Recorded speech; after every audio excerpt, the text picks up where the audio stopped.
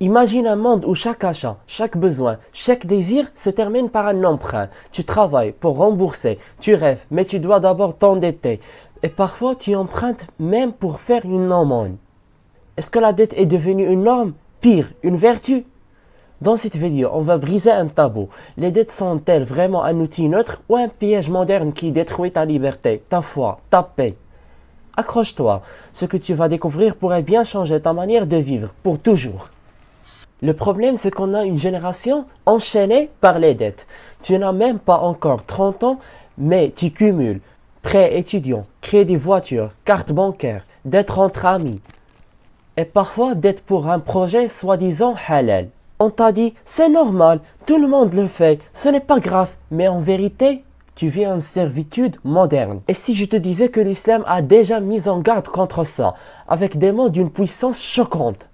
Donc je te dis la vision de l'islam sur la dette. Le prophète, que la paix soit sur lui, disait: l'âme du croyant est suspendue à sa dette jusqu'à ce qu'elle soit payée.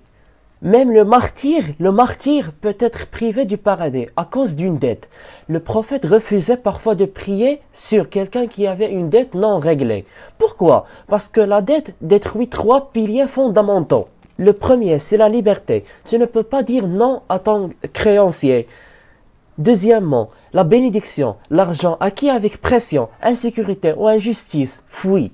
Le troisième, c'est la foi, car celui qui s'entête parle, puis ment, promet, puis trahit. Mais alors, faut-il tout refuser? Y a-t-il une dette halal, licite?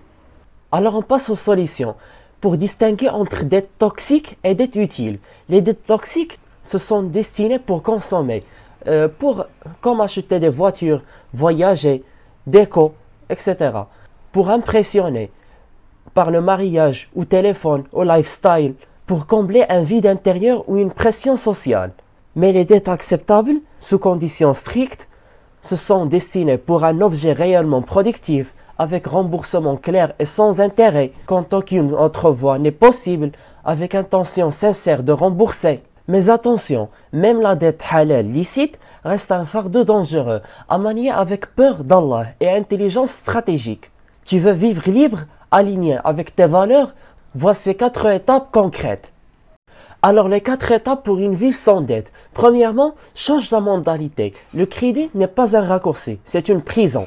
Deuxièmement, construis ton budget et vis en dessous de tes moyens. Troisièmement, recherche la bénédiction, pas juste l'abondance. Quatrièmement et dernièrement, aie foi en la promesse divine. Quiconque craint Allah, il lui ouvrirait une issue. Ce n'est pas l'argent qui te libère, c'est la foi plus l'action disciplinée. Ne laisse pas les dettes transformer ta vie en cage. Sois libre, sois responsable, sois aligné avec ta foi. Et si cette vidéo t'a réveillé, partage-la avec un frère ou une sœur que tu aimes. Regarde nos autres vidéos sur l'argent, le licite, le halal et le développement spirituel, car tu ne peux pas construire une vie bénie sur un sol de dette. Abonne-toi, active la cloche et prépare-toi, les prochaines vidéos vont encore plus loin. À très vite.